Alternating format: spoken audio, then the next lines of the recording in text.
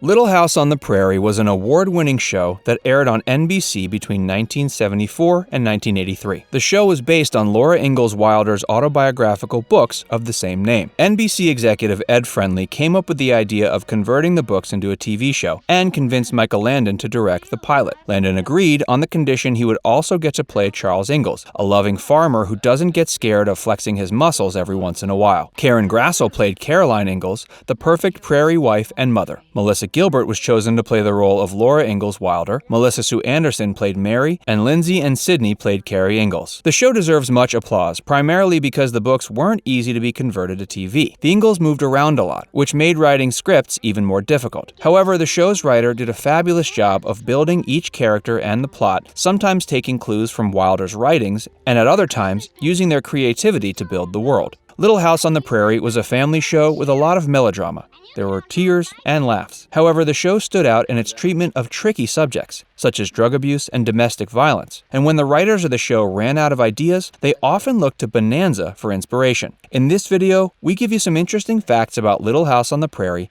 and tell you how the show often took inspiration from Bonanza. Facts First presents How Little House on the Prairie Copied Bonanza. Before we go ahead with our interesting facts, we want to take a moment to request that you like and subscribe to our channel and press the bell icon to stay updated about our latest videos.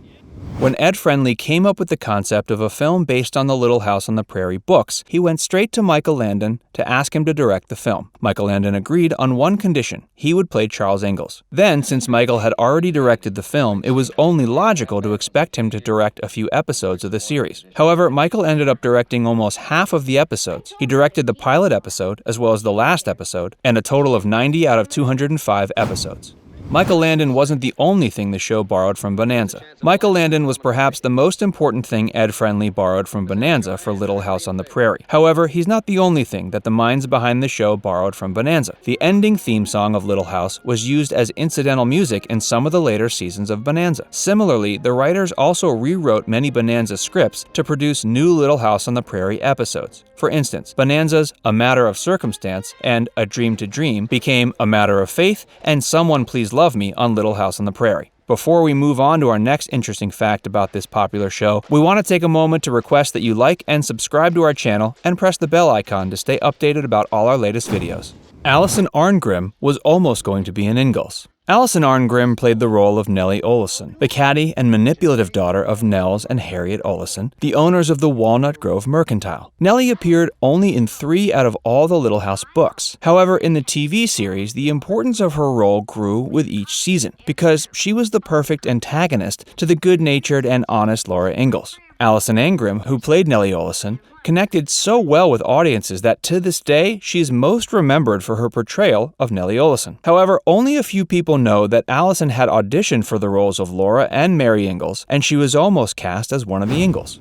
Nellie Oleson's curls weren't real. More than her sharp-witted tongue, Nellie Oleson became famous for her elaborate curls. Her curls weren't real, though. For the first few seasons, the makeup team on the show tried to transform Arngrim's natural hair into sausage curls. However, those were the days when curling irons were heated in ovens, and the whole process of curling hair was almost inhumane. The team, therefore, decided to use a wig instead. The wig had to be put in place using metal combs and metal pins, which often caused Arngrim's scalp to bleed.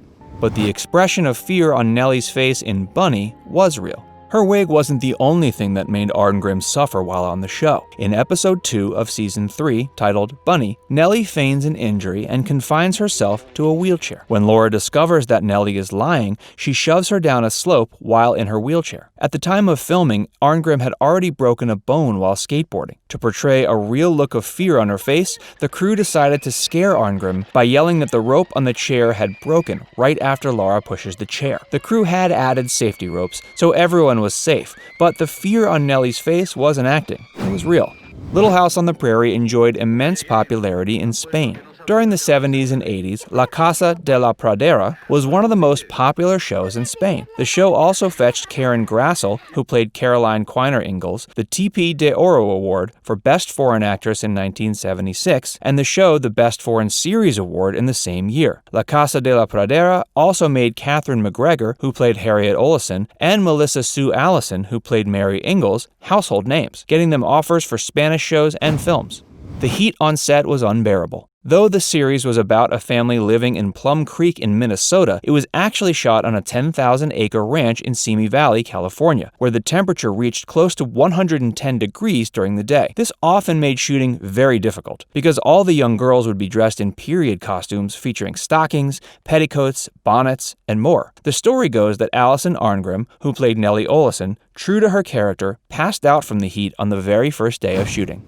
It was the only show to stay in production through the 1980 and 81 SAG and WGA strikes. In 1980, Hollywood witnessed a massive actors' strike, and exactly a year later, the writers also went on strike. During these tumultuous times, when most primetime fiction TV shows were finding it hard to stay in production, Little House on the Prairie was the only show that continued to stay in production throughout the two strikes. How? Well, Landon entered into separate contracts with both the Screen Actors Guild as well as the Writers Guild of America, which allowed the show to stay in production, even as other series went off the air. During its 9 seasons, 8 Oscar-winning actors appeared on the show. Little House on the Prairie was a successful show, and thus famous actors would often show great interest in making an appearance on it. It's therefore no surprise that during its 9 seasons, 8 Oscar-winning actors appeared on the show. They were Burl Ives, The Big Country, Eileen Heckart, Butterflies Are Free, Ernest Borgnine, Marty, Louis Gossett Jr., An Officer and a Gentleman, Patricia Neal, HUD, Ralph Bellamy, Honorary Academy Award in 1987, Red Buttons, Sayonara, and Sean Penn, Mystic River and Milk. One episode caused audiences to have nightmares. The episode Sylvia aired on February 9, 1981. It revolved around Sylvia, a 15-year-old girl who lived with her father, Hector Webb. Sylvia had matured faster than other girls in her class and therefore often attracted the attention of young boys. In the episode, Sylvia becomes the first victim of a masked assailant. Sylvia hides the entire story from her father, but when Mrs. Oleson discovers she's pregnant, the town begins to flow with nasty rumors. The episode was one of the most bizarre and reviled episodes of the entire series, and gave many viewers nightmares. Laura's Kiss with Almanzo was Melissa Gilbert's first on-screen and real-life kiss. Laura Ingalls was 8 years younger than Almanzo Wilder, her on-screen love. Their first on-screen kiss was also the first real-life kiss of Melissa Gilbert, the actress who played Laura. Shooting the scene was not easy. Moreover, the presence of Gilbert's mom on the set made things even more difficult. At the end of the show, they blew up the village for a reason. Before the beginning of the show, Kent McRae, the producer, had entered into an agreement with the property owner that he would return the property to him as it was. Thus, when the filming of the show ended, Michael Landon suggested blowing up the entire village to restore the property, and the production team agreed. So, did you enjoy these fun facts about Little House on the Prairie? Do you think the show copied Bonanza, or did Bonanza simply provide inspiration for the show's writers? Let us know what you think. And before you click play on the next video, don't forget to like and subscribe to our channel, and press the bell icon to allow us to keep you entertained every day.